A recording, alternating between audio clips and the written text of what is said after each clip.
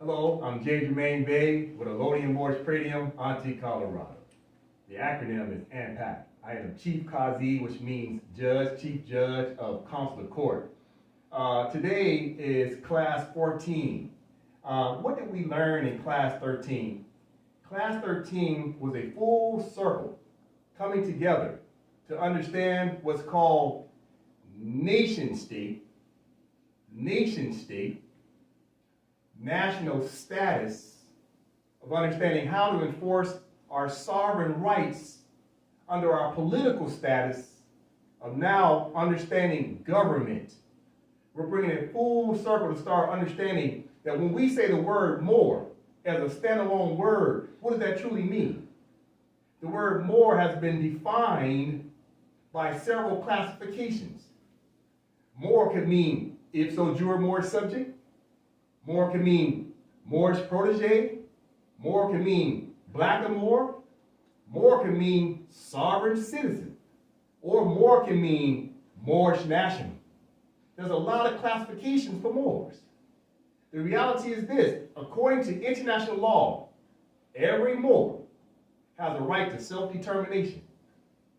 The reality is you must choose the proper status for the reality you want for your sovereignty. Keeping in mind that sovereignty or sovereign is a compound word. Solve, reign. You must solve, reign. You must solve your reign status. Solve your reign problem, sovereign. Solve your reign status. Well, how do we do that? We must start understanding government. Government means constitution principles. So we'll continuously talk about constitution principles as it relates to our divine and national movement of Moors around the world, much less what we call Northwest America. So we'll keep it germane and talk about our geographical location as it relates to what's commonly known as North America. But always remember, there's Moors all around the world who are part and parcel to the East State flag, to the Moroccan flag, all right? So one of the things I want to talk about quite quickly is what you see up on the board. What do we have up here? We have an oral statement and prophecies of Prophet Noble Jew Ali. Statements by Sheikh Sharif Abdul Ali to the Moors. Here's one of the prophecies or one of the statements that he made to the Moors, all right? It says, I brought you everything it takes to save a nation. Take it and save yourself. What does he mean, take it? You have to take the knowledge that he bestowed upon us. What knowledge did he bestow upon us? The principles of constitution enforcement. The principles of understanding sovereignty. The principles of understanding nom de guerres and misnomers as it related to the fact that we were branded names that took us out of the contract of Treaty of Peace and Friendship. To understand that the only way we were going to get our sovereignty back is to first understand what are the names of the parties of the contract. And the names of the party of the contract is Moors and citizens of the United States of America, Republic. So therefore, you cannot enforce any contract unless you understand the names of the parties. So Noble Drew Ali's job was to come here to North America, Northwest America, Turtle Island, the Maghreb Alexa, North Gate. And the first thing he wanted to do is save fallen humanity. And who did he start with? The monks. What was he talking about? The zodiac constitution of the world, Zodiacus. Zodiacus is matriarchal in character and nature. They're understanding the principles of going back to our ancient mothers and fathers and bringing those well-settled principles of constitutions with us to the forefront of today's era. We must start understanding that Noble Drew Ali said what? I brought you everything it takes to save a nation. What is the nation? The nation state. Take it. Save yourself. That's what you call Islam. I, self, law, and master. Only person can save us is ourselves. When you get on a plane, based upon trying to give you now specific instructions, they tell you what? Put the mask on yourself before you save others. First thing you got to do is come back into the consciousness of self, that you have a nationality. Once you do that, your obligation after that is to understand the principles of Constitution in order to help save others as well as yourself. Because what you do for others, you ultimately do for yourself. So we must start coming back into the divine and national movement. What does that mean? Divinity is about mothers. We must all recognize that we came through the womb. The womb of what? Mother Earth first. Then we came into the consciousness of self as human beings, understanding we have an obligation to protect Mother Earth because Mother Earth protects us. And from there we created nation states, tribes and clans and villages, territories, dominions, counties, cities, boroughs. We created all types of different names as it relates to planet Earth, Midgard. So we must continue to understand what the noble Drali tried to tell us. Save your nation, take it. How do we take it? That's the question. How do we take it? With a pen. The same way it was stolen from us. Everything is done from a political perspective. Political means with your pen. But you must understand your pen is synonymous to your blood pedigree. Everything is blood pedigree. That is the first pen, because this pen can't move itself by itself. It requires human beings, mothers, who gave birth first to the child to start now to scribe again. This pen can't move by itself. So the mothers must come back to the consciousness of understanding the e-state and the provincial state work side by side on behalf of the nation. That's the same thing Noble Drew Ali was trying to express to us. It's our obligation to take it. Take what? Let's talk about that today.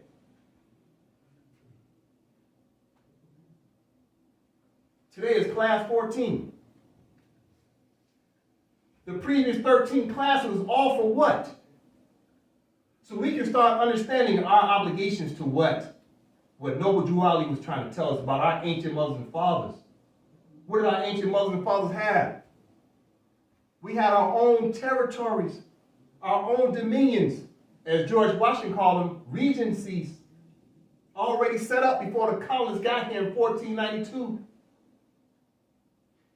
The Moors must start understanding that we have a mission and vision, statement, but I underscored the word state. Statement.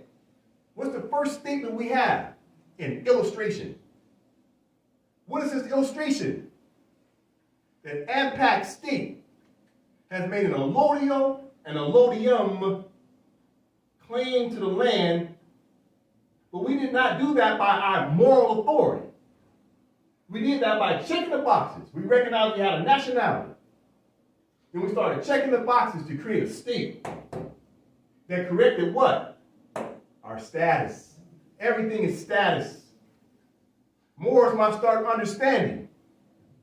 Noble Drew Ali and our ancient mothers and fathers had statehood. Our ancient mothers and fathers under divine. What is divine? Constitutions are divine. Constitution is what? Constellations. That's all Constitution is constellation. That's divine. We must come back into the consciousness of constellations.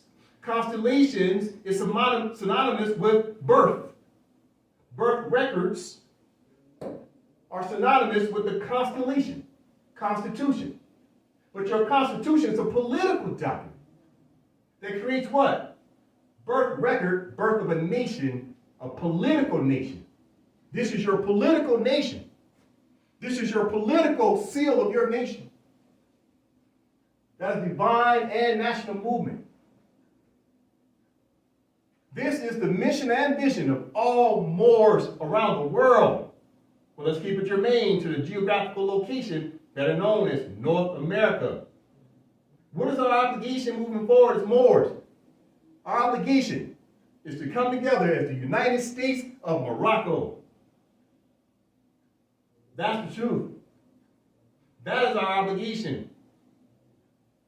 Now, up here on the board, I have AMPAC State that has made the allodial land claim. Allodium land claim is called an adverse claim under what's called post-millennium per consanguinity.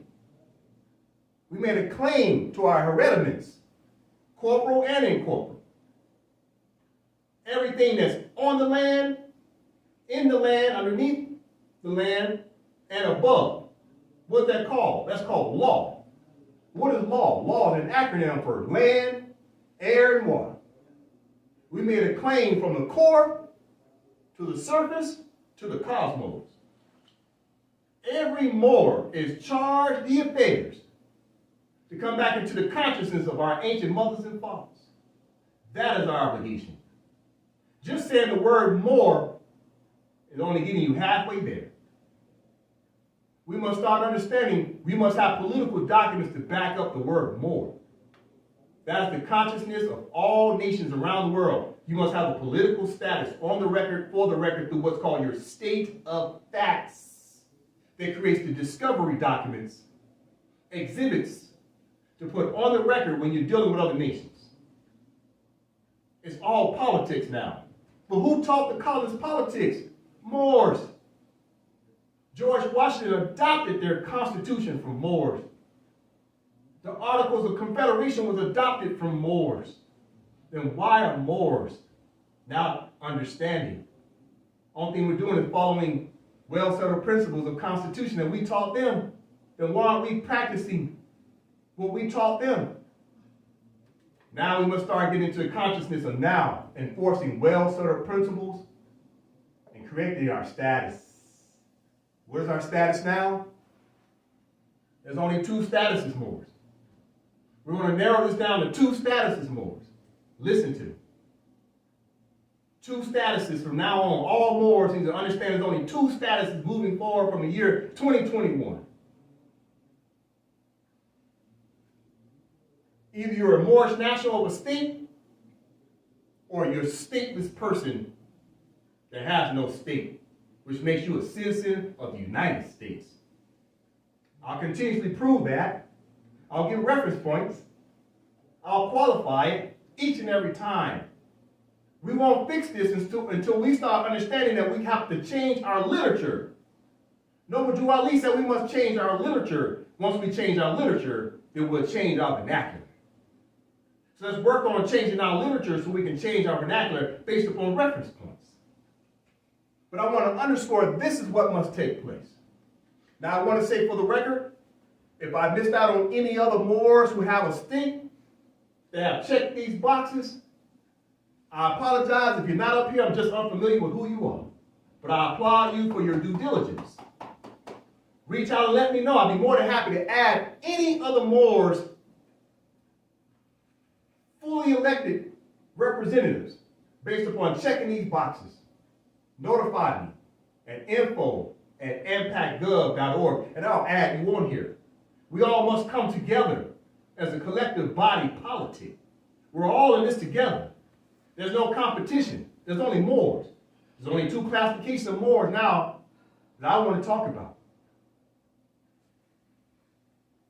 Moorish nationals who have a state, or stateless Moors who are citizens of the United States of America, and every other nom de guerre and misnomer that's been classified to them. Let's continue.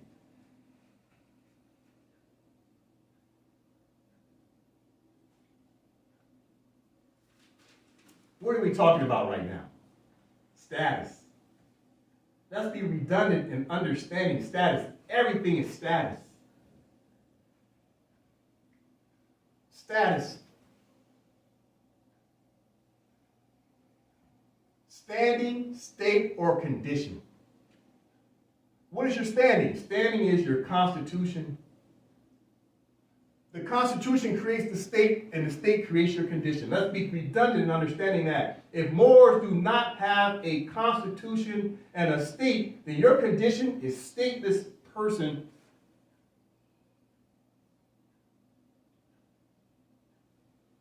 Stateless person, 7th edition.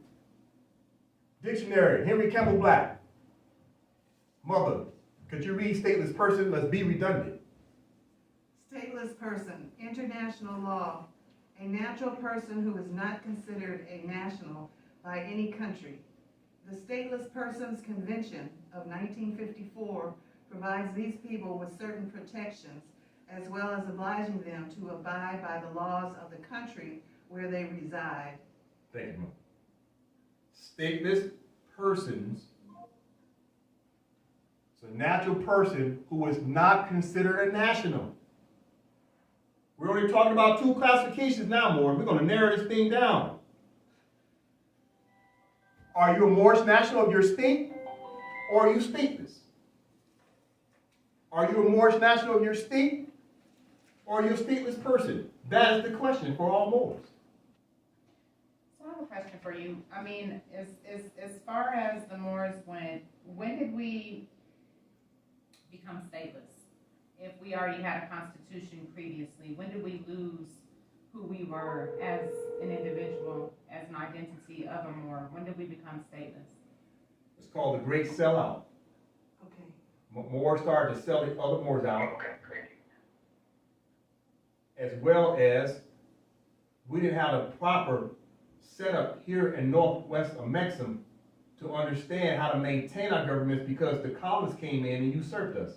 They colonized us, they conquered us, trailers. We had all the governments in place. If you go back and study the Articles of Confederation, Moors were all a part of that.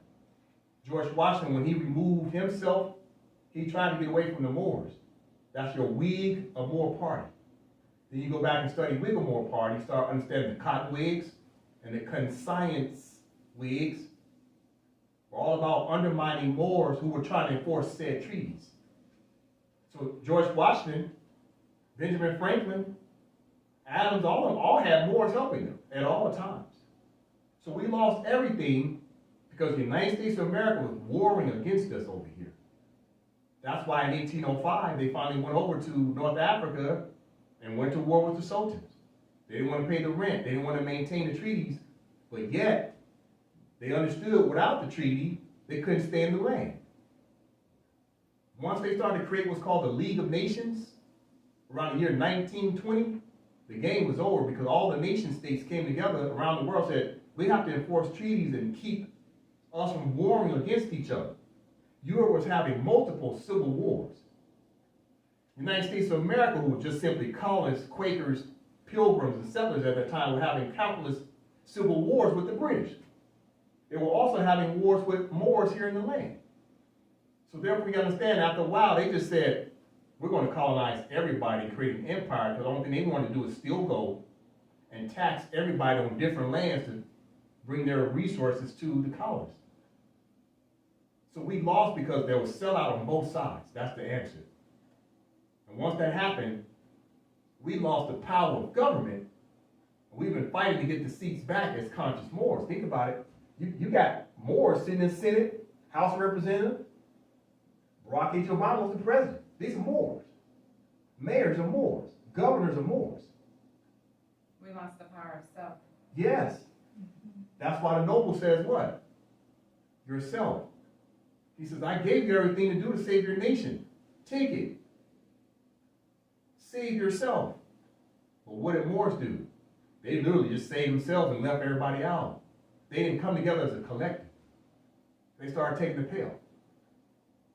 So that's why we're going to fix it now. That's why the matriarchal council is so important. Yes, you got to work side by side with your sons, but you got to control the thing. All right? Thank you. Mm-hmm. Okay, let's get back at it. Okay, where was I? I don't even know. You were talking about the Conscience Whigs. Nope. Okay, let me get back to my point. Okay, because I switched back over here because that was my consciousness. Okay. So we just finished reading, we were reading the Stateless Person. Okay, I went back over here. But I don't remember if I said something about this. So, all right. Let me just pick up where I know I need to pick up.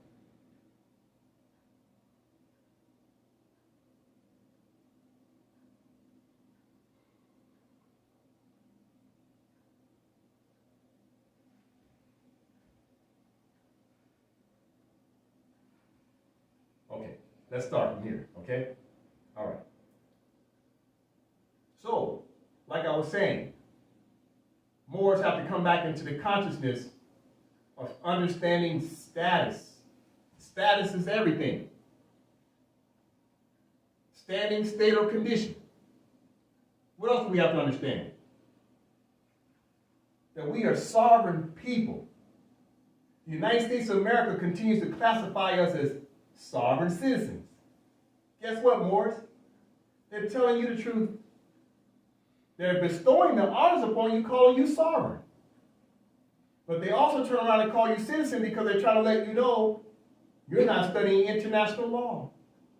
International law says you're a citizen of the United States until you are no longer stateless.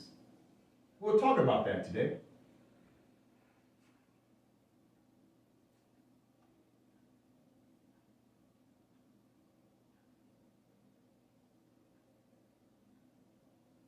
So, under the definition of stateless,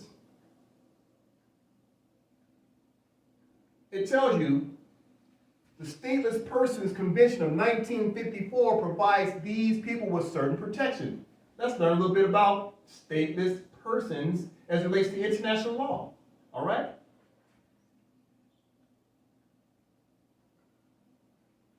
Here's the convention relating to status of stateless person. This is international law. Adopted on 20th of September 1954 by a conference. Plenipotentiaries conveyed by Economic and Social Council, Resolution 526A, which is your 10522, which is your 17. All right? On 26th of April 1954. It was entered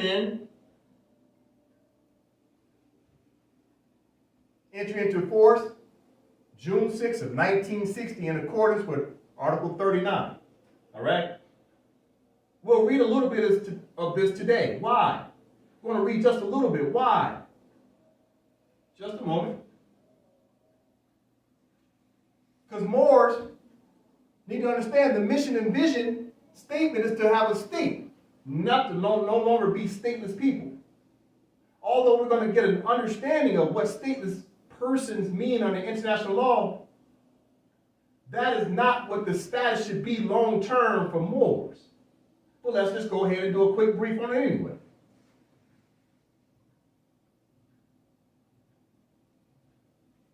So if I can have the mothers go ahead and read the preamble. Preamble. The high contracting parties, considering that the Charter of the United Nations and the Universal Declaration of Human Rights approved on 10th of December 1948 by the General Assembly of the United Nations have affirmed the principle that human beings shall enjoy fundamental rights and freedoms without discrimination.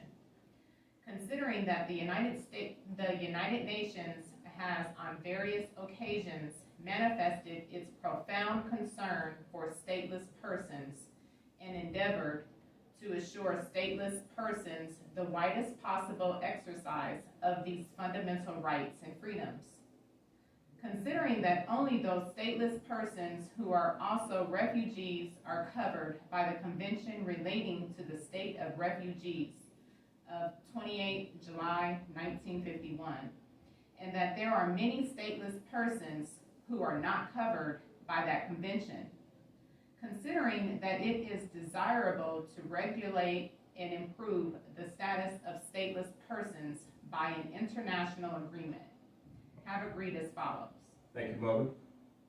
Okay, so first things first, who's protecting stateless persons? Once again, we're learning that the Charter of the United Nations is coming into play once again. The Charter of the United Nations is the organization similar to a constitution that is the obligations of all nations around the world. So all nations around the world have obligations to what they call stateless persons. Regardless of their status, they still have what's called human being rights. You must understand that the United Nations came out in the year 1948 with the Declaration of Human Rights. I think it's Article 15 says everyone has a right to a nationality, etc. Okay? So So therefore, you may be stateless, but you still have a right to your nationality. But until you have a state, you're still considered stateless. So therefore, what they're talking about immediately before we go any further, who are we talking about? Black or Moors? Black or Moor? Who are the blacks? Citizens of the United States. Who are the Moors? People with a nationality card. But Moors with a nationality card are stateless. And if you're stateless, you immediately come under the protections of the United Nations Charter for whatever state you're residing in has obligations to protect you. And since they're your adopted parent, you immediately come under the obligations of that state, and now you become a citizen or a denizen or an alien or a subject of that adopted parent. Let's continue reading. It'll make sense to you. First things first, if we have the mothers read the definition of the term of stateless person. Keep in mind, we're not going to stay on this topic long, because I want more to start understanding. You're stateless, but let's start studying. This is problem, solution. Problem, solution. State.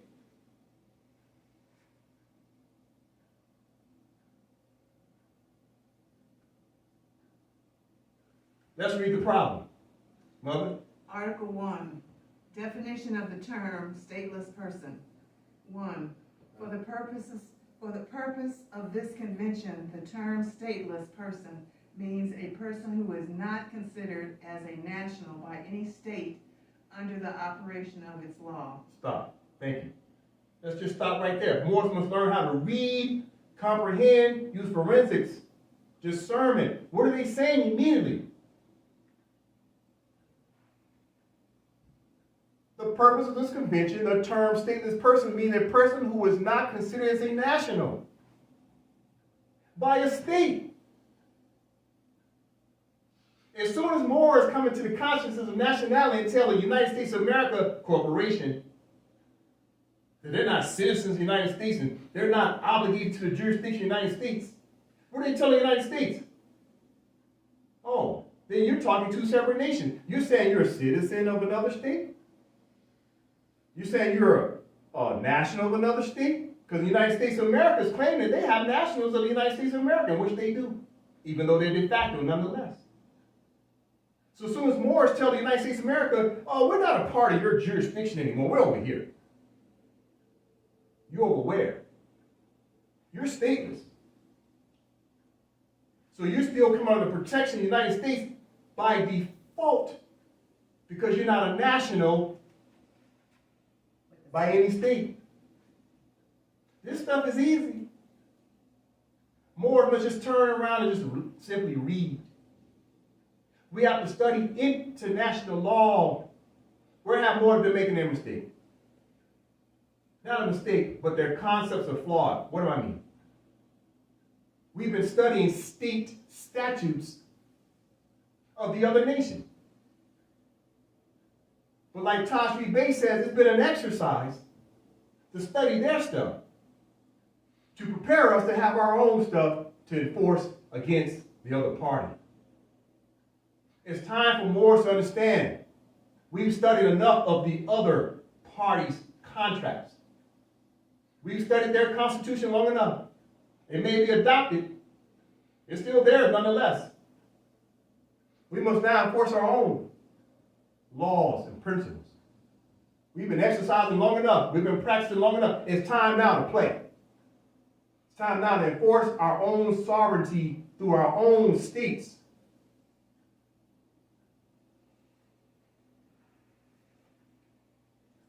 Now let's read, the convention shall not apply. You see that? Shall not apply. Mother, if you can read that. Article 2, we're going to read this shortly, briefly. 2. This convention shall not apply, Roman numeral 1, to persons who are at present receiving from organs or agencies of the United Nations, other than the United Nations High Commissioner, is for refugees, protection or assistance, so long as they are receiving such protection or assistance. Stop.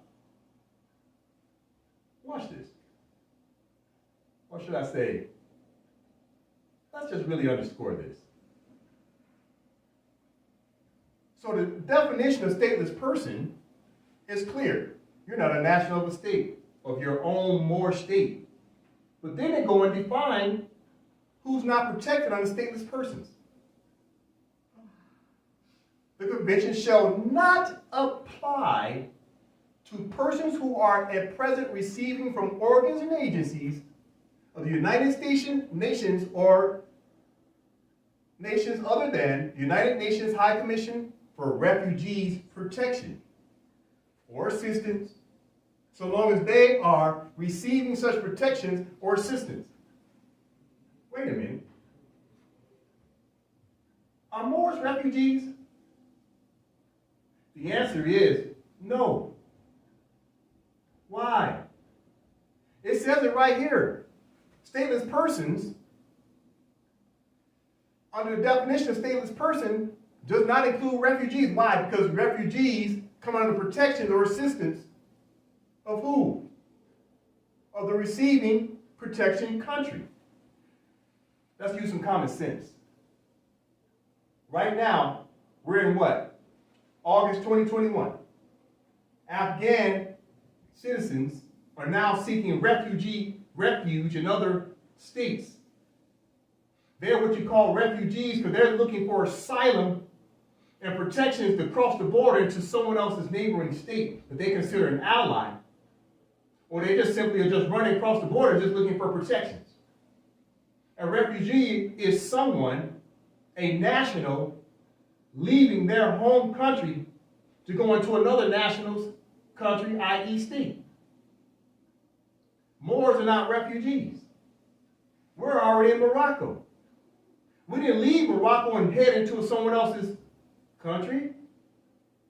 We're already in Morocco. Wait a minute. Let's continuously prove that. So, when you look up refugee,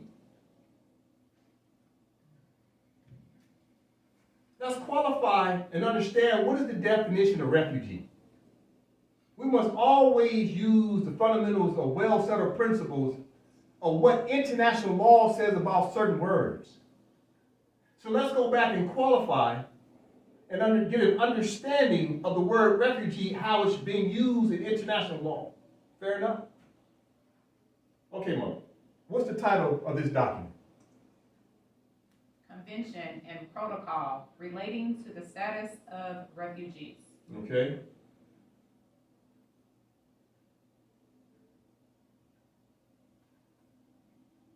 So you see the text of this convention is 1951. Refugee was defined in the year 1951. We're going to go down to page 16 in this PDF. So people studying at home, find this document. We just read the title. Then you go down to number 16 to get an understanding of the article, the general provisions, chapter 1. We're going to define the term refugee to see if Moors should be classified as refugee or not. Let's get into discernment. Okay, Mother, if I can have you to read Article 1. Definition of the term refugee. A. For the purposes of the present convention, the term quote-unquote refugee shall apply to any person who has been considered a refugee under the arrangements of 12 of May 1926 and June 30th, 1928, are under the conventions of 28 October 1933 and to February 1938. The protocol of 14 September 1939 are the constitution of the International Refugee Organization. Decisions of non-eligibility taken by the International Refugee Organization during the period of its activities shall not prevent the status of refugee being accorded to persons who fulfill the conditions of paragraph 2 of this section. Okay.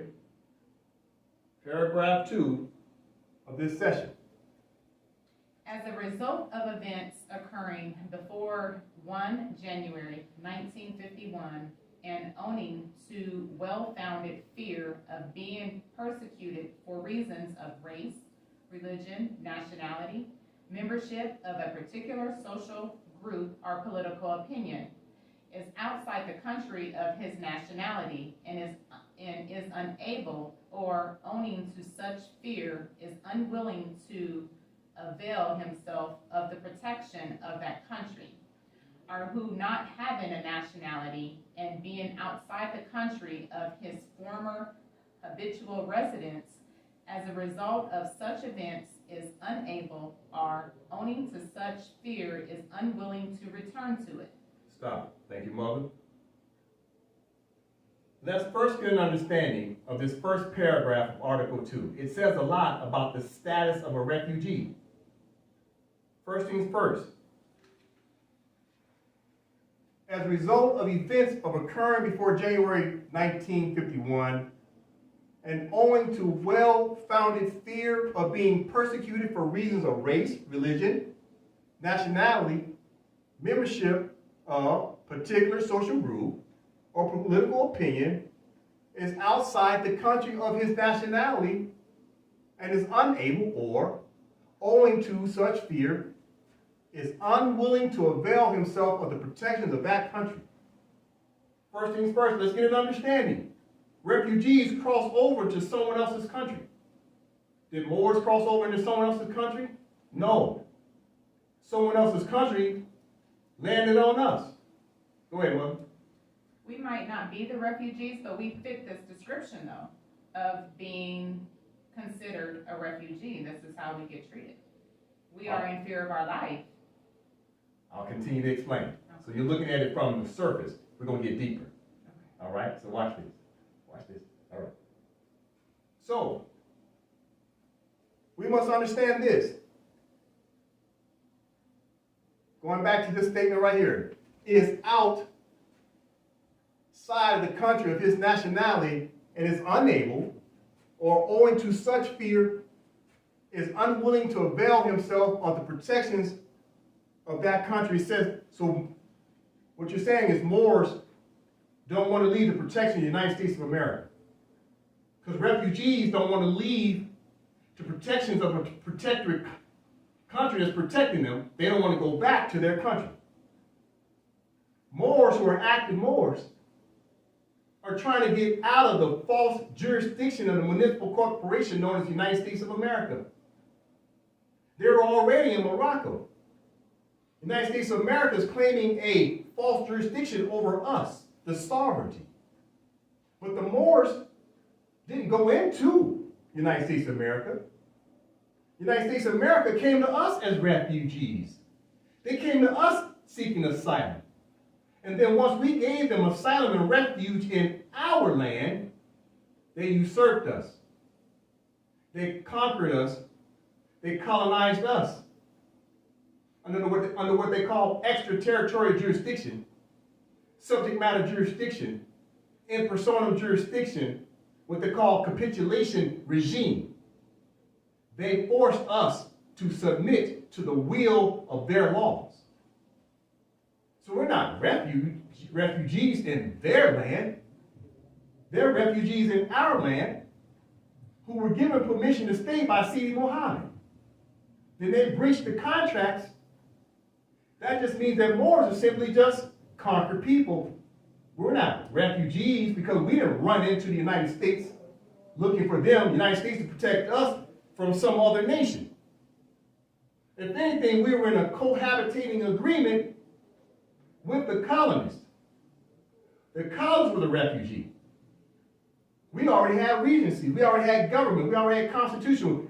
They adopted. We adopted them. Remember, George Washington's letter says what? That the colonists were under the protections of Moroccans. That the treaties and the constitutions of the colonists are protected by treaties with Moroccans. See, we have reversed this thing to think that we're refugees in someone else's jurisdiction. We are not. They are refugees in our jurisdiction, and they have flipped the story on us like they always do. We're not refugees. We suffer from what's called cognitive dissonance. Our naivety makes us think that we are refugees in someone else's land because that's slave mentality. To think you was on a boat and came here. And even under refugee, under the so-called transatlantic slave, you didn't come to someone else's land looking for refuge. According to that, you were brought not under your own free will. Moors are not refugees. Let's continue to understand it.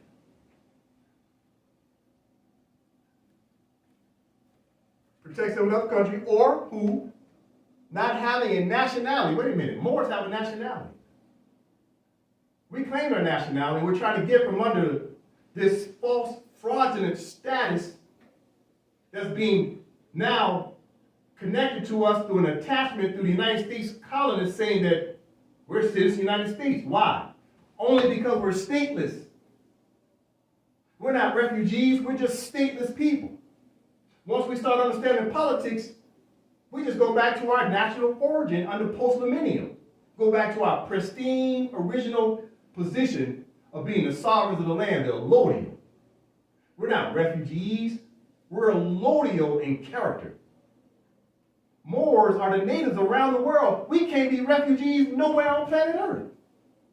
Everywhere you go on planet Earth is Moorish land. Let's continue. Or being outside the country of his former habitual residence. We've never been outside the country. We was only outside the country in our heads. So refugee doesn't fit us there. As a result of such events, is unable, are we unable to come back to our country? We're able. Check the boxes. Get back into consciousness, check the boxes, no longer be stateless, become a Moorish national. Owing to such fear, do Moors have fear to leave the United States of America? Keep in mind, refugees have fear to leave the neighboring country to come back into their national country. Are Moors afraid to leave the United States of America to come back into Morocco mentally or physically? No. So refugee does not fit us. Is unwilling to return to it. Are we unwilling to come back to Morocco? No. Let's go back to the beginning. A refugee is someone leaving their own sovereign state intentionally to step into someone else's sovereign state. Moors never left a state. What's the definition of American? 1828. Moors found here by the Europeans. Go ahead, Mother. But the colonizers mentally manipulated us into believing that, by reading this, and of course, me knowing the history now, I would feel that I was a refugee. Because we are mentally manipulated into believing that, because we are in fear. Yes, from your moral understanding. But once you come into the consciousness that you have a nationality. But we didn't know that we had a nationality. Now you know. I'm talking active Moors.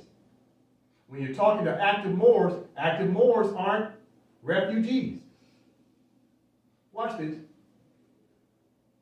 Black Lives Matter are out here marching the street trying to get from underneath the jurisdiction of the United States of America.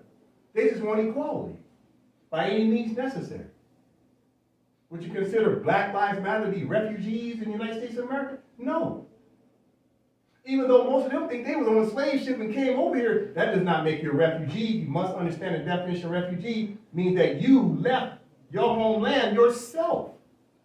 No one didn't force you. You left on your own seeking asylum and refuge in someone else's land. We never left our land. But we didn't know this was our land, though. Correct. So you're looking at it two different perspectives. Right. You have to pick one.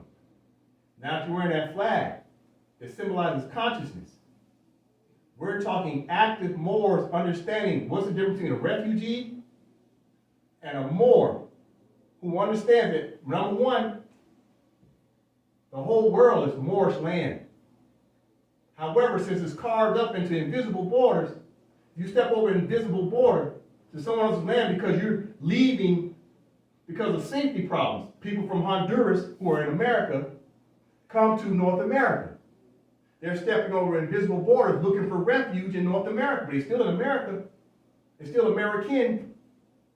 But by their own acts are coming to a different state. Moors never left home. We're still here. So you must understand, we never seek protections from the United States of America, not active Moors. You might have some sellout Moors, some COINTELPRO Moors, you might have some converso Moors looking for protections from the United States of America, labeled as black Moors, wanted to be a citizen, but guess what? Did Moors go back to the Moroccan government, according to Article 15 of the Treaty of Madrid, get permission from the Moroccan government to remain nationalized? No. We're not refugees. By the simple definition, we got to cross over a border to go into someone else's land for protection. We never left home. We were like Dorothy. We just bumped our head, but we never left home. We was home the whole time. But what I can tell you we are is stateless people, and we don't have a state. That's a fact. Okay? Let's read paragraph 2. In the case of a person who has more than one nationality, the term the country of his nationality shall mean each of the countries of which he is a national, and a person shall not be deemed to be lacking the protection of the country of his nationality, if, without any valid reason based on well-founded fear, he has not availed himself of the protection of one of the countries of which he is a national. Okay, watch this. In the case of a person who has more than one nationality, the term of the country of his nationality shall mean each of the countries of which he is a national, and the person shall not be deemed to be lacking the protection of the country of his nationality. So once you come into the consciousness, you have a nationality. Now you're obligated to seek the protections of the country you came from.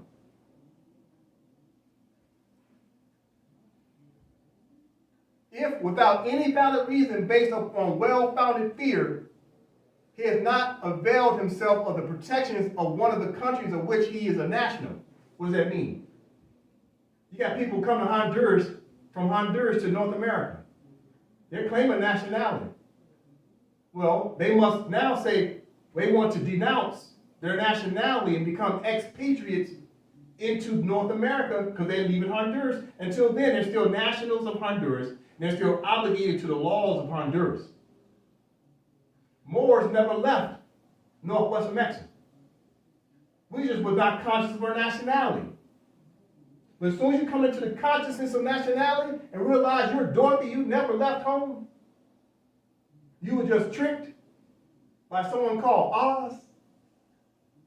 You find out that Oz is the real immigrant with an I, that Oz is really the immigrant with an E, that Oz is the expatriate of Great Britain, claiming a false territory in Morocco, then you must understand who is the real refugee. It's Oz, not the Moors. Moors are not refugees on planet Earth. We are part and parcel to the East State flag. It's just that now we've carved out villages. We've carved out countries and states. We've carved out all types of regencies and dominions, counties.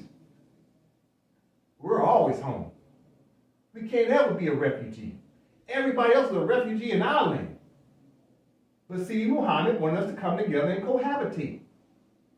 But once you come into the consciousness of nationality, you are now obligated to now deal with the nationality of your state. And if you don't have a state, it makes you a stateless person. But not refugee, just stateless person. The classification is stateless person. We're talking government. Let's go back to how this started.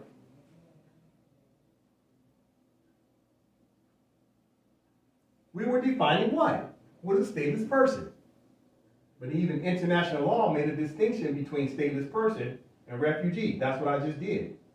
I made a distinction between stateless person and refugee. Stateless just means either you have a nationality and no state, or you're not aware of your nationality, which makes you now a denizen or a citizen or an alien of someone else's state because you suffer from cognitive dissonance. That don't make you a refugee. A refugee is cognizant that they're stepping over a border into someone else's state, leaving their home. We never left home. Even the United Nations made a distinction between refugee and stateless person.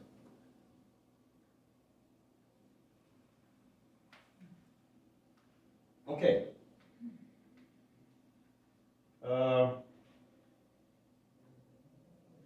Let's go down to Article 12, Chapter 2.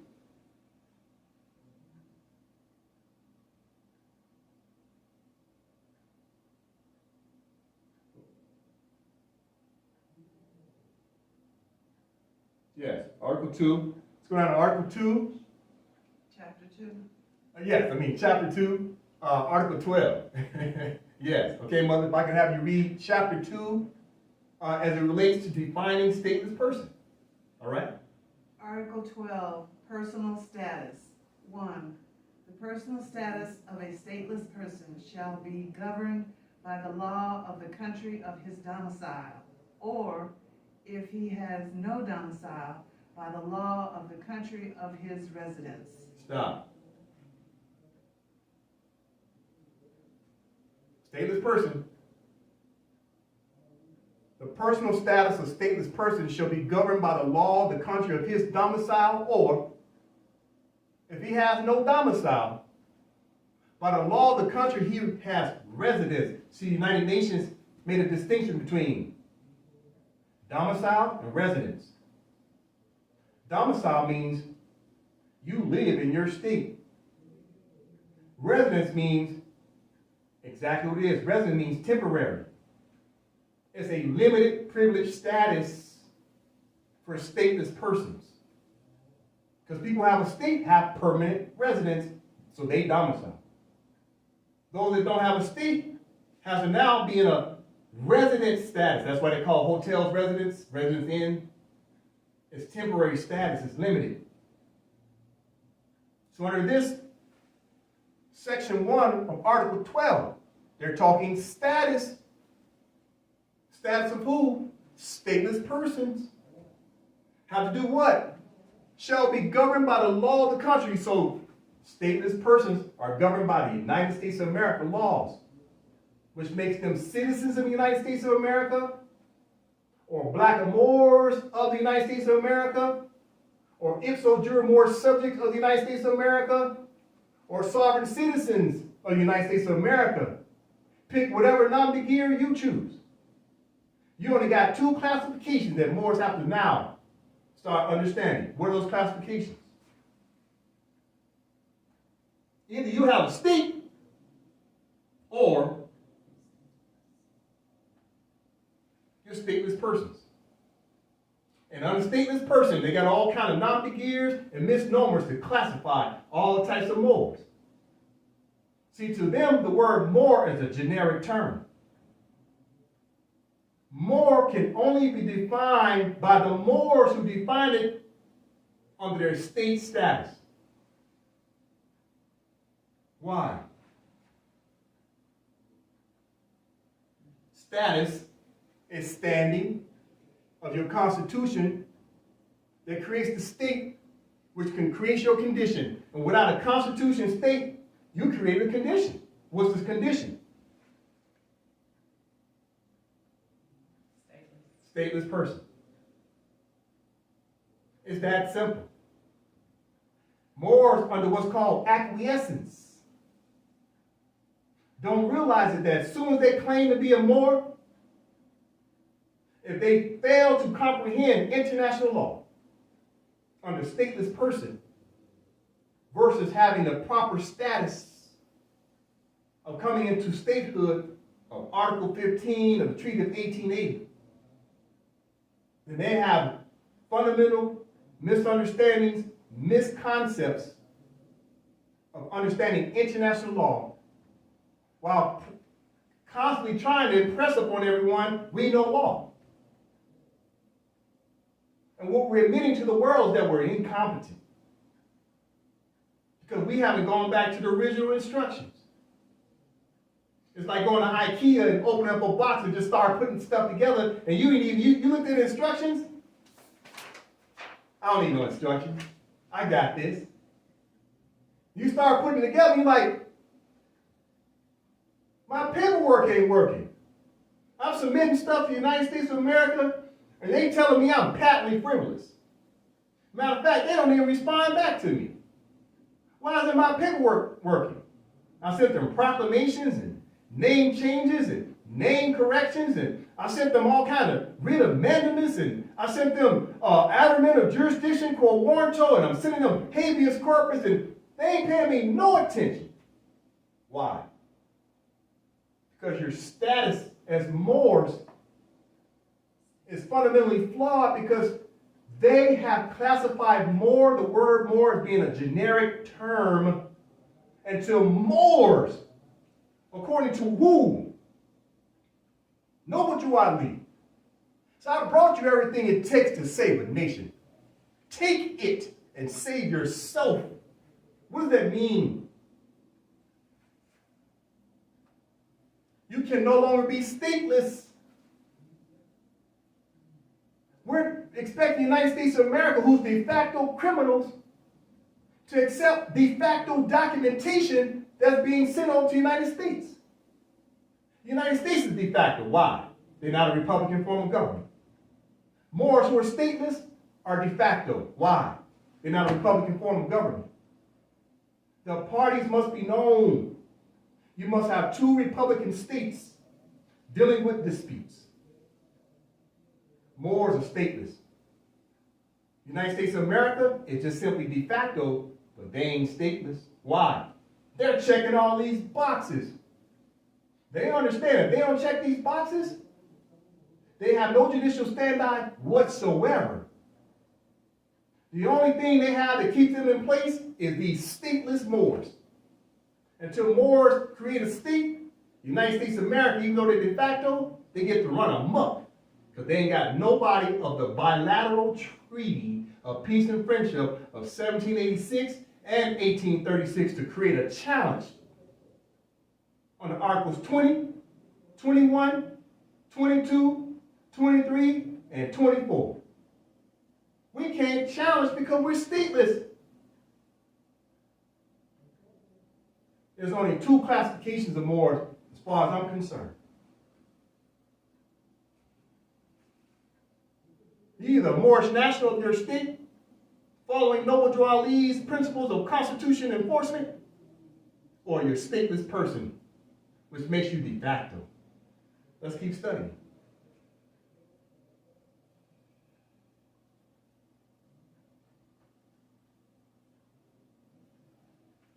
In the year 1906, we've talked about this before. What are we talking about? Which document is this? This is the 1906 Citizenship, Expatriation, Protections Abroad. Remember that, 1906? Your House of Representatives? We've talked about this document quite often. And you get down to sections called Morocco on page 459 and 460. On the PDF, I believe it's page 467. You see, the colonists always knew the Moors were going to come back into the consciousness of nationality and statehood. How do I know? They already admitted on the record. They gave the Moors instructions on how to get their sovereign rights back. Let's be redundant and read it. First things first, they already admit on the record that Moors are not citizens in Moroccan law. We can only be nationals and subjects.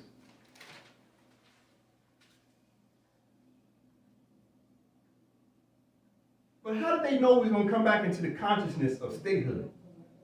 Okay, let's first get the proper context of what they were saying first, then we're going to underscore how they knew we was going to come back into consciousness. If I can have the mothers read this, it's redundant, but let's be redundant. There are, however, numerous treaties and conventions between the various Christian countries in the Moorish Empire by means of which citizenship of this country is defined.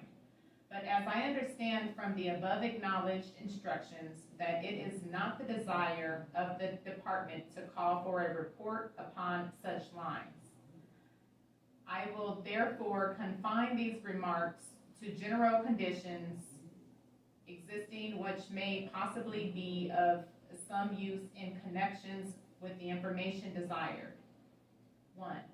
Citizenship in Morocco may be said to be governed by the laws pertaining to the same in other countries, with the exception that all persons residing in Morocco who cannot approve foreign citizenship and protection are considered ipso jure Ipso jure. and Moorish subjects. Okay, let's stop right there.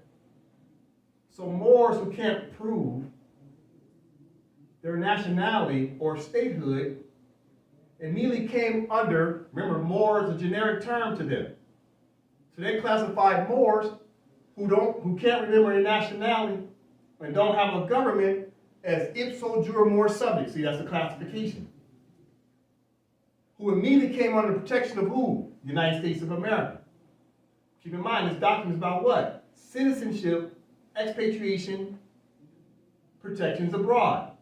They're trying to say abroad is the United States of America, who are in Morocco, are protecting the Moor subjects. Let's continue to sections 2 and 3. This is going to make sense. Watch this. 2 and 3. Moorish subjects lost their nationality only by becoming naturalized in or protected by another country, having treaty relations with the Moorish Empire. Stop. So we lost our nationality. That didn't make us refugees. It just made us stateless persons because we didn't have a nationality. Because if you don't have a nationality, you can't claim a state.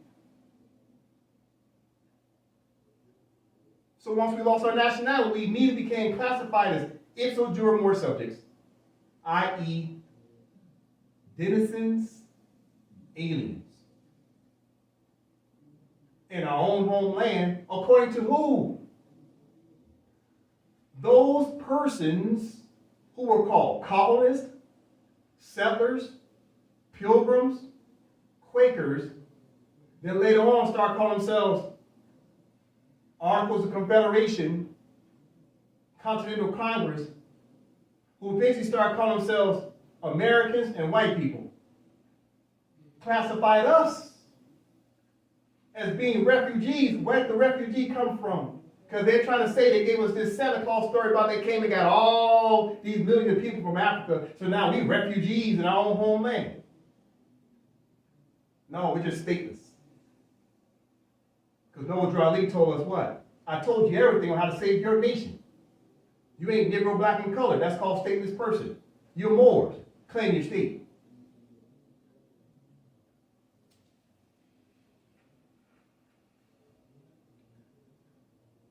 That's like really mind-boggling. That they came over here, we lost our nationality, we became stateless beings, incompetent, not knowing who we are, and it's all fraud. Yes. What was a major thing they did to cut us off from our nationality? They made it illegal to read or write anything. It wasn't English. We had several languages. English is a bastardized language. It's the last language known on planet Earth that some of us had to learn because we was unfamiliar with English, although a lot of Moors were familiar with it. They were the interpreters. They told us we could no longer pick up a book and read. That way we could understand Constitution principles of literature that we taught them. Always remember though, your Moor sellouts helped them. So don't just blame this on the colonists. They had help. Let's get back to point. What's my point? The colonists knew you was going to wake up one day. Guess who else knew you was going to wake up? The sultans of Morocco. Guess who else knew you was going to wake up? France, guess who else knew you was going to wake up? Spain, guess who else knew you was going to wake up? Great Britain, guess who else knew you was going to wake up? All the other nations of the world. And what you call multilateral treaties, they knew more was going to wake up. Someday. That day now, AMPAC woke up. According to Article 15 of the Treaty of 1880. Let's read it. Here's what the colonists put on the record.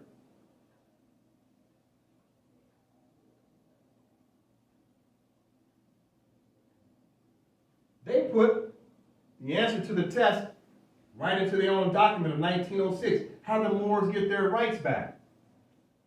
They need a government. Let's read Article 15. Let's be redundant. Go ahead, Mother. Article 15. Any subject of Morocco who has been naturalized in a foreign country and who shall return to Morocco shall, after having remained for a length of time equal to that which shall have been regularly necessary for him to obtain such naturalization. Stop. Did they say you're a refugee? You were naturalized. What does that mean? They took away your nationality because you was already home, Dorothy. So it's illegal. They put you on a legal status, took away your nationality, and put you on a denizen, alien citizen status, which made you stateless person. That's it. Continue, Mother. Naturalization. Choose between entire submission to the laws of the empire and the obligation to quit Morocco, unless it shall be proved that the naturalization in a foreign country was obtained with the consent of the government of Morocco. Stop. Colonists knew in 1906 that we had to go back to Morocco to save ourselves. What did Noble Drew Ali say? If I brought you everything it takes to save a nation, what do you bring us? Constitution principles. Then he says, do what? Take it. Take what? Take ownership of Constitution principles. And what? Save yourself. Stop asking the United States of America. Stop petitioning them. Focus on ourselves. Don't worry about these colonists. They already know they're dealing with what's called clocks of destiny. They know their time is up. It's been up. They've been waiting on us to come and make the claim under Article 22 of the Treaty of Peace and Friendship. They've been waiting for us to come make the claim under Article 15 of the Treaty of 1880. We got to stop worrying about these colonists. Get our own act together. What act? Status. Of what? Divine constellation, constitution. And self-mastery. And self-mastery to understand that we need government. Why do we need government? Because they knew that the Moors had to come back to a government. That's the key to everything. That's why they put it in their documents. Government is the key to everything. It creates status. Refugees leave home. Moors never left home. Our nationality was stolen. Let's continue to learn what happened. Finish your last paragraph, please, Mother. The above ruling has never yet been acted upon, and should this at any time be contemplated seriously, a large number of naturalized people, American and others, residing in Morocco would be affected thereby. Thank you. What did they just say? What did the colonists just tell you? Who are the colonists? The refugees in Morocco. What did the refugees tell you? The above ruling. What ruling? That when Moors come back to their government status? They're saying the above ruling has never yet been acted upon. What hasn't been acted upon? Moors, they come back to a government status. But when they do, what's going to happen? And should this at any time be contemplated seriously, what did AMPAC do? We contemplated seriously.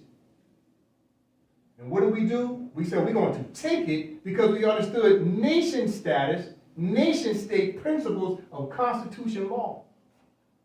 Because we're honoring our ancient mothers and fathers, we brought them forward. We're in honor now of being a part of a state. Because we contemplate it seriously, and guess who has to contemplate it seriously now as well?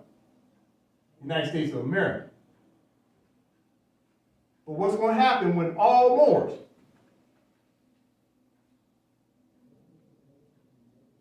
Moors, fill out this entire northwestern Mexico with states, and we come into unison of the United States of Morocco, what's going to happen?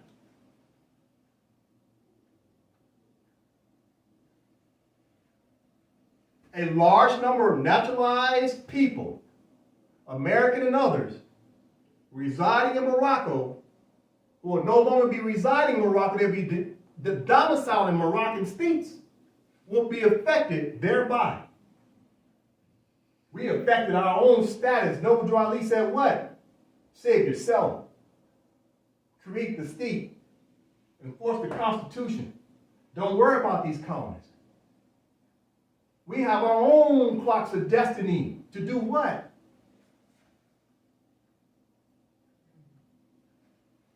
That's our clock of destiny right here. Ain't got nothing to do with the colonists. Stop worrying about the colonists. Put together your own more states and enforce the Constitution of your state. The good brother Noble Drew Ali said, enforce the Constitution. The good brother Tajri Bey said what? Enforce the Constitution. He said it was an exercise. Exercise in what? Practicing, enforcing Constitution. Because at the time, we didn't have our own. Tajri Bey says, exercise by understanding the principle of Constitution and laws. That way it was practiced to get us ready to have our own. How to enforce it. It's time, Moors. The mission and the vision statement right now is an illustration. What's going to be the statement?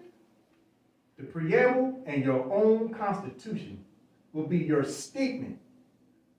Right now, this is a statement of an illustration of the United States of Morocco, because that's what it was before Christopher Columbus got here in 1492. But we bumped our heads.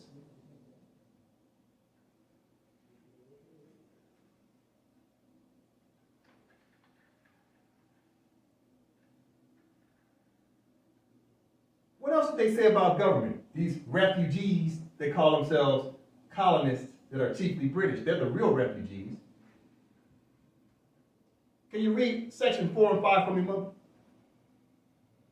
Residence in foreign parts does not affect the nationality of Moorish subjects, and the Moorish government has no means of protecting its subjects permanently residing in other countries, with the exception of a so-called Moorish council at Gibraltar and a Moorish agent in Cairo, Egypt. I am, etc. Watch this. They're talking government. Moors are skipping over this. The refugees, i.e., United States of America, says, section 4 and 5, residence in foreign parts does not affect the nationality of Moorish subjects. What are they trying to say? You have a right to your nationality. They never took your nationality technically because it's your consanguinity. They took it here, but they couldn't take it here, your post. So what happened? Residence in foreign parts does not affect the nationality of Moorish subjects. And the Moorish government has no means of protecting its subjects permanently residing in the United States, with the exception of a so-called Moorish consul at Gibraltar. They said what? So what do? They tell you immediately, there's no Moorish government to protect Moors in North America. They give you the answer to the test. You need a government, state. So then they go on to point out But there is some so-called Moorish council in Gibraltar. What are they doing? They point out a government that could have provided protections, but they were not doing it. Where else they point out? And a Moorish agent in Cairo, Egypt. So they're pointing out government. But what is the most important thing they pointed out? That the Moorish government has no means of protecting Moors who are in the United States of America. So going back to Noble Ali, what did he say? I brought you everything it takes to save a nation. What nation? Northwestern Mexico. So take it. Take it what? Take it back. Save yourself. How do you do that? You got to study international law and the ancient principles of constitutions that we taught the colonists, i.e. the refugees that's in Morocco, and create the states. Because the state creates the status. Once you have your status right, now you become sovereign people. What are sovereign people? And Mother, can you read it? Sovereign people, the political body consisting of the entire number of citizens and qualified electors who, in their collective capacity, possess the powers of sovereignty and exercise them through their chosen representatives. Thank you. So sovereign people are no longer stateless people. Why? Because they have a body politic consisting of the entire number of, not citizens, nationals, and qualified electors. Noble Ali told us to enforce the Constitution. You can't enforce the Constitution without a government. He was teaching civics. And what do those electors do? Who, in their collective capacity, possess the powers of sovereignty. You want sovereignty? You need elected officials to help protect it and exercise them through their chosen representatives. You can't be self-appointed nothing. We're not refugees. We're Moorish nationals, or we're stateless people. Stateless people have all kinds of non-begeers and misnomers. Moorish nationals only have one name, or should I say title, Moorish national. And Moorish nationals are following the prophecies of the prophet. We're taking it back. How? One state at a time. So we can go back to United States of America, of Morocco, United States of Morocco. Because that's what it was. That's what you call reparations. Reparations is not a check. Reparations mean to repair back to its original status. Guess who the only people who can do that? Moors. Noble Ali said, yourself. He didn't say the United States of America to help us. We gotta do it ourselves.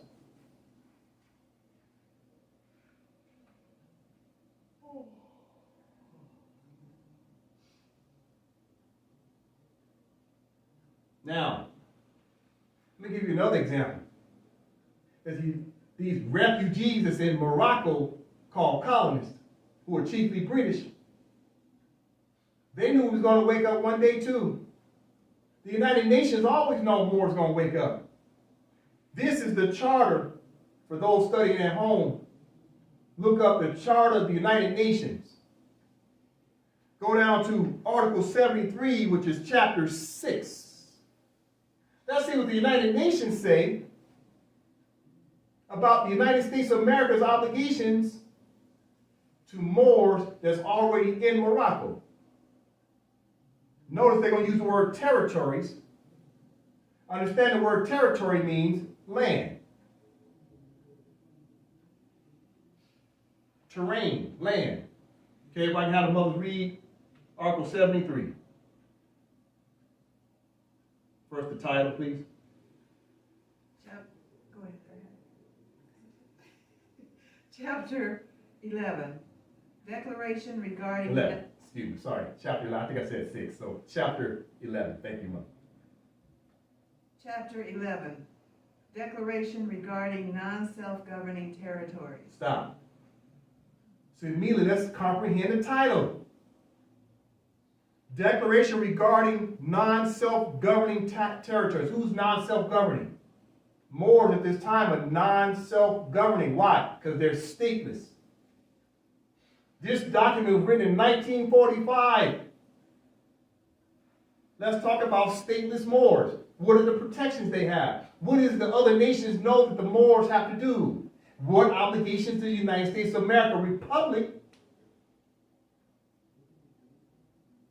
and the Republic of Moors, how they have to work together. Let's find out. The United States of America, Republic, and the Moorish National States, Republic, have to do the work together. What obligations do we have to each other? But more importantly, these colonists, these refugees, who have usurped us, colonized us, okay, conquered us, what is their obligation to us now? Watch what the United Nations say. Okay, Article 73, Mother, thank you.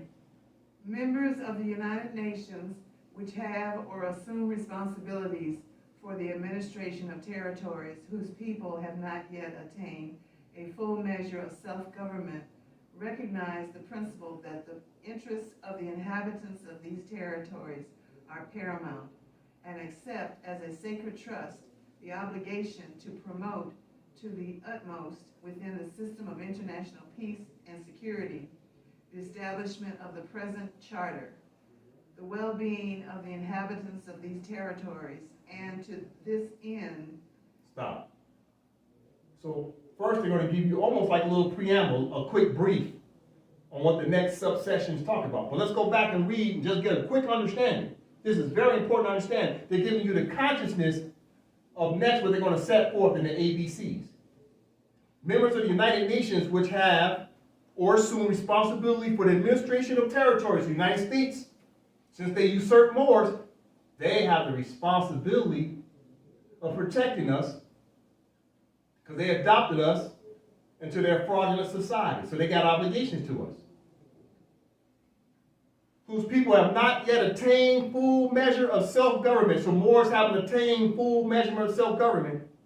Recognize the principle that the interests of the inhabitants of these territories are paramount, and accept as secret trust the obligation to promote to the utmost within the system of international peace, international law, and security, international security, established by the present charter. See, they tell them their obligations is that United Nations charter.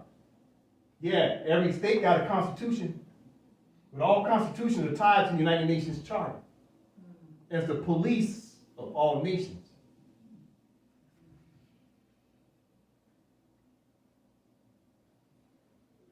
Within the system of international peace and security established by the present charter, the well-being of inhabitants of these territories, and to this end. So what are they saying in that short paragraph?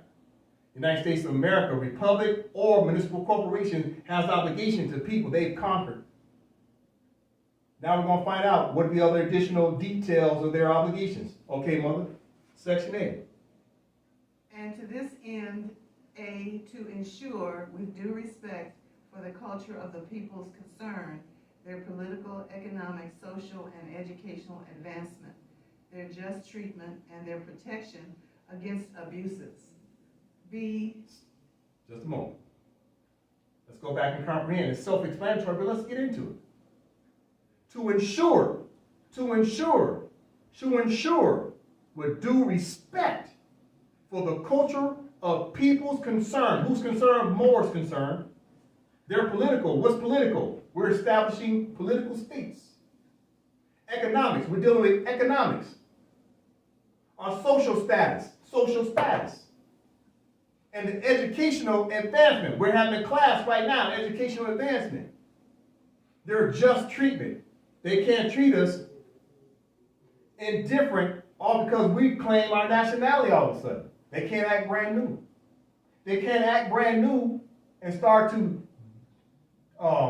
discriminate and molest us because now we're checking boxes, creating a state that they know ultimately is going to remove them from what's called their capitulatory regime over Moors. Go ahead, Mother. So with the United Nations writing this out, obligation to protect and provide for us that has never been, taken into, what's the word I'm looking for? Taken into action because they have not taken care of us. Why haven't they been, in trouble for this? Okay, good question. The United Nations Charter has an obligation to states, but their obligation is only when they're having disputes amongst two states or multiple states. But, let me finish. But the Moors are stateless. United Nations can't come in and help Moors who are part of the United States because that's called what you call a civil dispute. United Nations cannot get involved with a civil dispute. It's the obligation of the Moors to come out of the jurisdiction of the United States and create their own state. Then the United Nations can come in and get involved. However, while Moors are creating the state, because we just claimed the state, right? Now the United Nations says, okay, for example, AMPAC now is qualified to put on the record they're creating a state. Now, instead of being a civil dispute, it just became state on state, even though Moors are still establishing their state. That's why the title is important. It says what in the title? Let's go back. Title is important. Non-self-governing territories. We haven't yet got to a point where we're fully governing. Self-governing, which means that's called autonomy, autonomous status away from the United States. That's autonomy, which means we're creating a state, even though we might not be a member state with the United Nations just yet, but we're a state nonetheless. Why? Because we came back into the consciousness, checked the first box, and then started checking state statuses to no longer be stateless people. Now the United Nations is responsible for both nations. Go ahead, Mark. I get where you're getting at, but I mean, it just hurts my heart to see that other nations have seen the mistreatment that we have been getting over here as more subjects, and they're not assisting us with the enlightenment of giving us the knowledge of who we are, and they're not upholding these rights or statutes that they were supposed to be following. And now we have to make our own government, but we were incompetent. So how could we even build a government if we were stateless individuals? Okay. It's inhumane. Okay. I understand what you're saying, 100%. You know what But you're I get what you're saying. We were stateless. So now we as AMPAC have created a state. Yes. And now we are able to move forward with fighting against these colonizers at the United Nations because we have became no longer a stateless mind and person. We have became a state, and it all is a state of mind. Yes. Okay, Mom. All your questions are great. I'm sorry. Your concerns are right on point based upon the level of your degrees. But as you keep studying and increasing your degrees, you're going to find out other nations around the world have been putting on the record with the United Nations all types of treaties, conventions, and declarations that will protect the rights of Moors right here in their own homeland. You know who's prevented us from being able to get access to those rights? Our own pastors, priests, rabbis, ministers, senators, House of Representatives, governors, mayors, chief of police, etc., etc., etc., has kept us from having the consciousness of understanding international law. You can't blame this on the colonists. You can't blame this on the United Nations because our own kept us from getting access to these remedies. That's the truth. When you start understanding all the different laws that the United Nations, especially France, continue to be the common denominator to help the Moors, you'll find out that the Moors were blocking Moors from getting access. That's the truth. Now, I know based upon your level of degrees, you're growing. I appreciate your questions. They have a lot of merit. But what you're going to find out in due time, Moors kept Moors from advancing. And the colonists just benefited from Moors having a civil war amongst themselves. I'm not trying to say the colonists, i.e. the refugees that's in our homeland, don't have some fault. They do. But why would Trump or why would George Bush give a damn about a Moor when Al Sharpton don't care about us. Because right is right and wrong is wrong. I get what you're saying. You're talking from a moral perspective, and that's why the matriarchs have to control the pen. You will never let this happen again. You're going to control both Moors and colonists, i.e. refugees in our land with this pen. But I got to bring you up to the consciousness, and because your intelligence is causing you to jump up here and try to answer questions before we can get to the question, because that's how your brain works. You're saying problem solution. That's perfect. But you're going to find out your own Moorish sons and daughters sold us out for different reasons, along with the colonists, i.e. the refugees in our land. That's the truth. So don't blame this on the UN. They put together all type of legislation through the UN Charter to protect us. We're reading one right now. But it just hurts my heart that all these different nations knew who we were. Yes. And here we were in slavery and bondage, being abused. I mean, Yes. all these years, and we're still the tail of this nation, still today. Yes. And guess whose fault Shame that on is? them people. No. That's how I feel. No. Everything is Islam. I self-law and master. First, we have to learn how to. Noble Drew Ali came here in 1913, over 100 years ago, to bring us back into the consciousness of self. What have the Moors done with it over 100 years? You know what we did? We got in each other's way because we wanted to have self-appointed crowns and keep everybody else down. And the colonists are saying, well, they're incompetent because they can't get together. Moors are still having a civil war. I was going to say that too. We're still living this nightmare today with our Moorish leaders that's in office, are, leading communities. Yes. They're at war with themselves. Mm-hmm. So I'm going to say it again. Stop worried about the colonists and the United Nations. I'm only giving you reference points to show you that they are aware of our struggle. But the only person who can save us is ourselves. That's why Noble Drew Ali said, save yourself. The rest will fall into place. That's the purpose of this class. That's why I do what I do for the mothers. I know you can fix it. I'm just bringing you back into the consciousness, the reawakening of who you are. And once you do that, you'll take this pen, you'll do good things on behalf of fallen humanity. That's the truth. Because you're a problem solver. Mother Ma's a problem solver. She's always thinking and trying to figure out a Rubik's Cube. You're thinking, trying to figure out a Rubik's Cube. But guess what the Rubik's Cube has? Instructions. And most people pick up the Rubik's Cube and start playing. Guess what? This instructions come to the Rubik's Cube. I'm teaching you the instructions. Go ahead, Mother. Yeah, I just wanted to say that any other nations in the country could not do anything for us or help us until we created a nation. Correct. That's the only way it can happen. We can talk all the moral stuff, of course they did all of. But if they wiped out our education and our history from us, that's why it took us so long. Yeah, it's a lot of reasons. He's just telling you about all the conversos. Yes. We are our own greatest enemy. Yes. So, but now that we are concentrating on the law, we can bring these things to the courts, the international courts, and we can do things now. Yes. And we don't have to depend on trying to, For the American government to save us? Correct. yeah, exactly. And quiet as kept, they know that the Moors are the only ones that are gonna save this planet. The world. The planet, the world. Because we work from law, divine law. Yes. Not just the laws of the Federalist Papers or something like that. We work from divine law.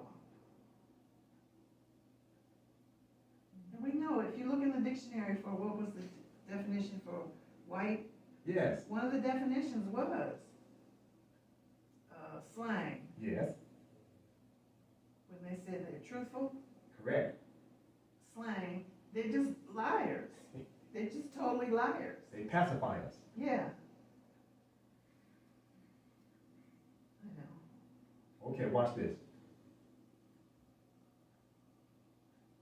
If you knew one of your family members you cared about was a drug addict, Would you give them a reference to get a job? More likely not. You care about them, but you're gonna tell them, man, you gotta clean up your act first. Mm-hmm.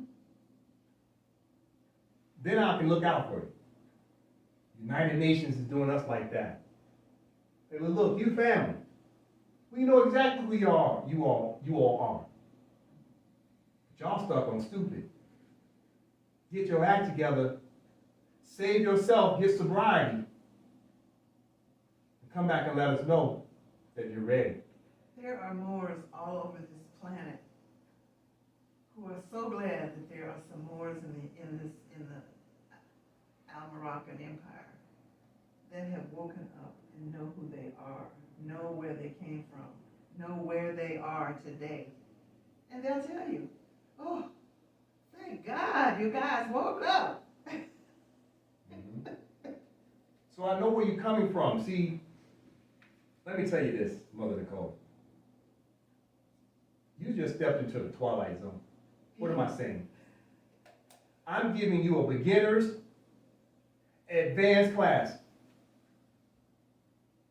So you're going to always be in a position where you're emotional because you're hearing it for the first time, which is going to make you mad. At the same time, you're hearing the solution saying, well, why don't we just damn do that? That's the purpose of this class. Moors known their responsibilities ever since, at the very least, 1880, they had to have a government. 1880.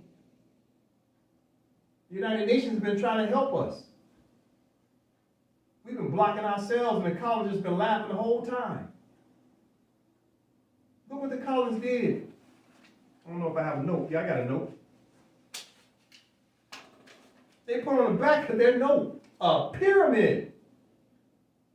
And they said, these Moors still ain't woke up. We just put their pyramid on the back of our fiat, and they still ain't made no claims. Who keeping us from learning about the pyramid? Pastor Pigfoot. The senators and House of Representatives who claim they represent black people. That's who's not letting us know about this. So the college is saying, Pastor Pigfoot, House of Representative Pigfoot, and Senator Pigfoot, and Governor Pigfoot, and Mayor Pigfoot ain't looking out for their own, and why the hell should we? Mother's got to fix this, along with your sons like me who are honorable. We can do it together. It's the yin and yang. It's hex alpha. We will accomplish our goal. We've already set forth because we did this already. We're just teaching others that way they can join us, because when we band together, the game is over, like for real, for real.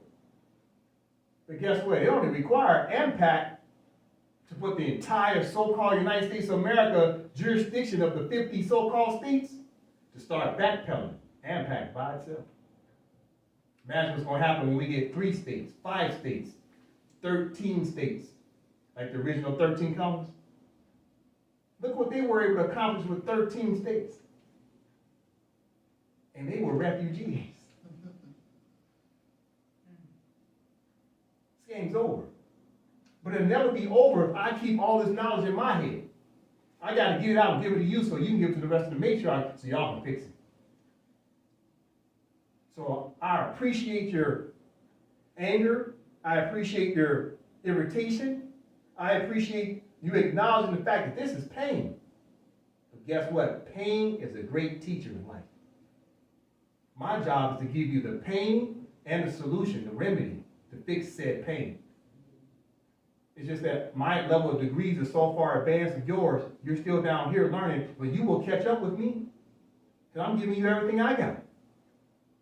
After that, you got to go study on your own a little bit. But I'm going to be here every Monday and Thursday, giving it to you, and then you're going to have it yourself. And guess what's going to happen one day? You're going to be teaching other matriarchs these same principles. I'm giving you building blocks. I'm not reinventing the wheel, am I? I'm giving you principles that's already set forth. I'm just showing you where it is. It's called follow the yellow brick road. You taking good notes? You can go back and repeat everything I just said with your own way of how you're going to deliver it, but I'm giving you the reference points. It's qualified. That way you know how to enforce said law on behalf of the matriarchs and on behalf of your sons and your other young daughters who's coming up in the world. But it's not going to require millions of more to fix this. It only took the 13 colonies to do this. It was only 56 signatures on the Constitution of the United States of America. 56. 56 signatures. Representing 13 states. And they were refugees.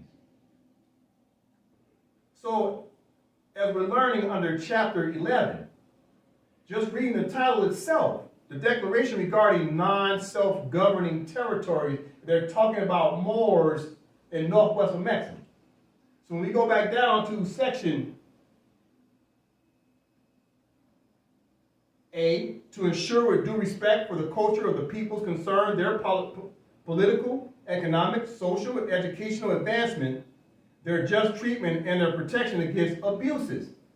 So the United States of America is not supposed to be abusing us, all because we're trying to claim our nationality and our statehood. They can't abuse us. They're supposed to respect us according to the charter. Section B. Mother?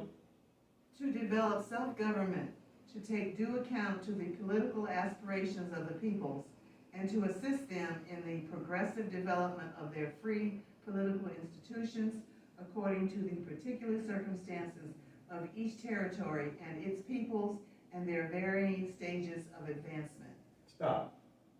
So what do we learn thus far? In section B, self-explanatory.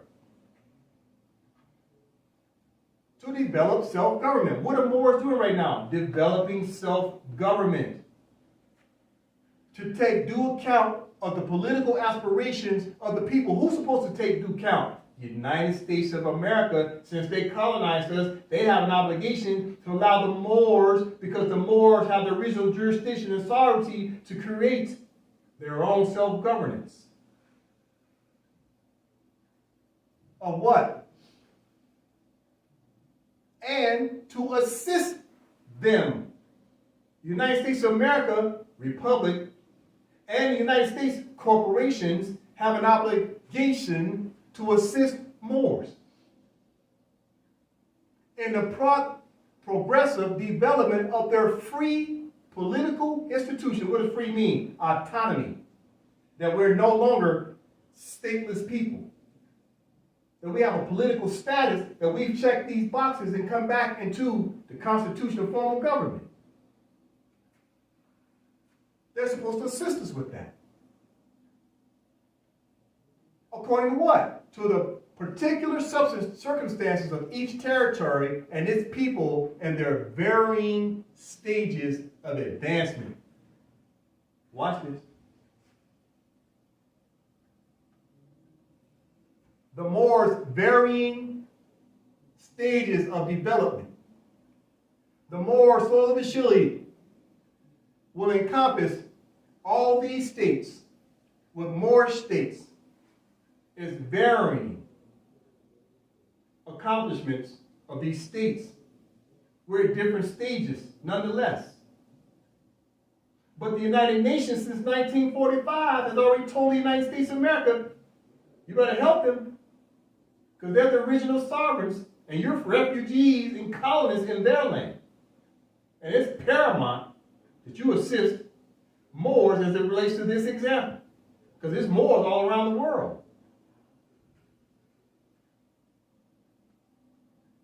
Okay, let's finish up with section B.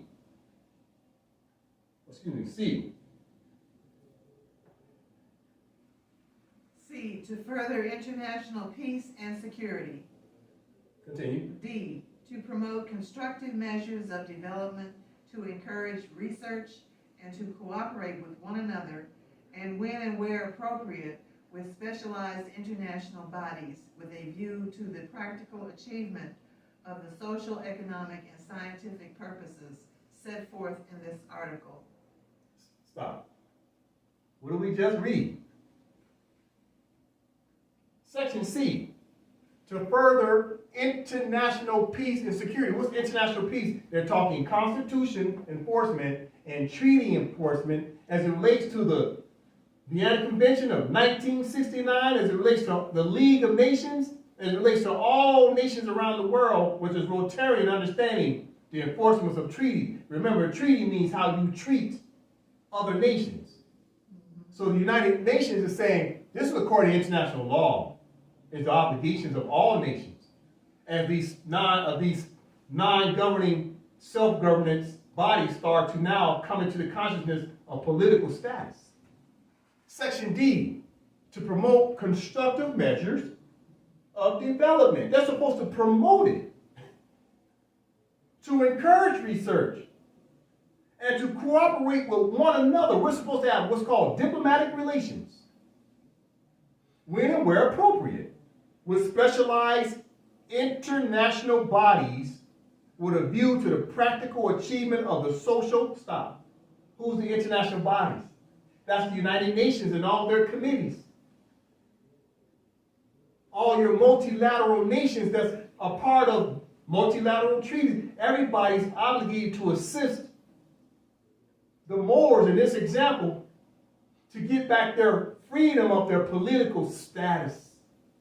Especially the bilateral treaty of peace and friendship between Moors and the citizens of the United States of America Republic.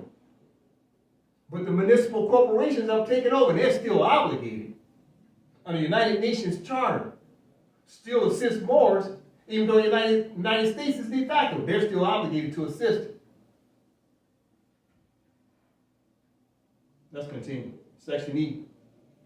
To transmit regularly to the Secretary General for information purposes, subject to such limitation as security and constitutional considerations may require, statistical and other information of a technical nature relating to economic, social, and educational conditions in the territories for which they are respectively responsible, other than those territories to which chapters 12 and 13 apply. All right, let's go back and comprehend. What did we just learn in Section E? It's important to understand. The United States of America, Republic, and the United States Municipality Corporation are responsible for what? To transmit regularly to the Secretary General for information purposes. So the Moors have to check in with the Secretary General of the United Nations for information purposes. The United States of America, not to be confused, the United States has to check in with the Secretary General for information purposes. If these two states, one is developing and one is doing a usurpation, have questions, disputes, supposed to check in with the Secretary General of the United Nations so they can act as a referee on behalf of these two states, de facto or de jure. These are obligations. What else? Subject to such limitation as security and constitutional consideration.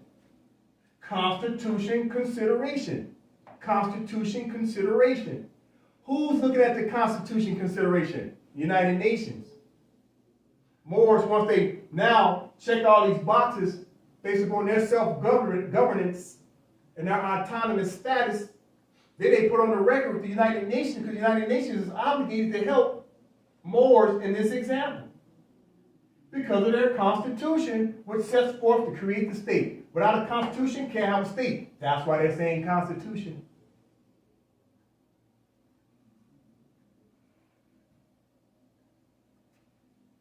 Let's continue.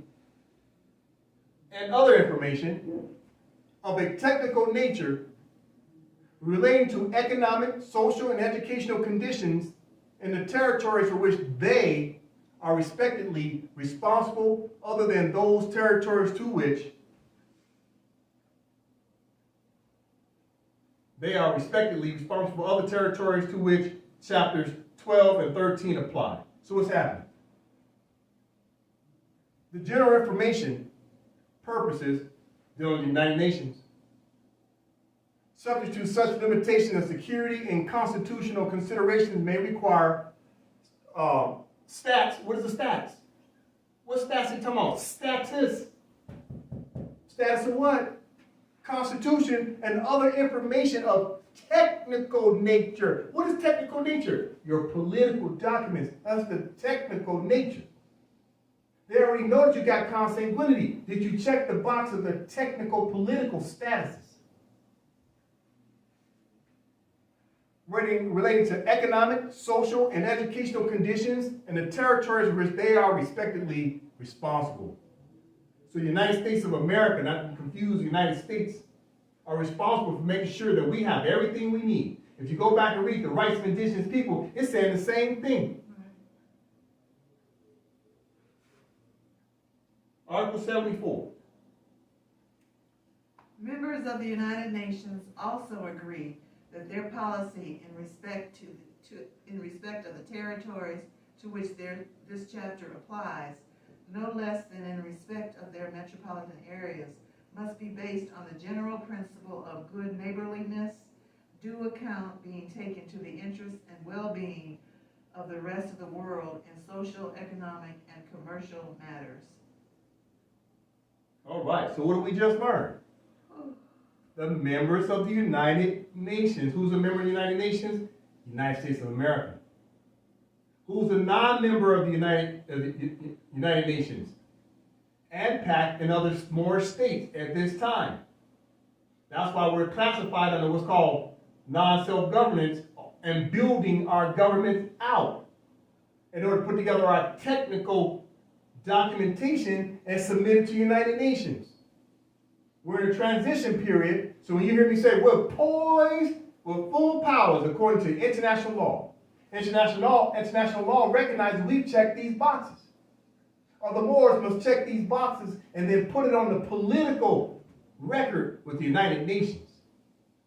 Your divinity under your nationality is always there. They can't take away your divinity. You're not putting divinity on the record. They know that already, or else you wouldn't have been able to check the first box. That should already be known.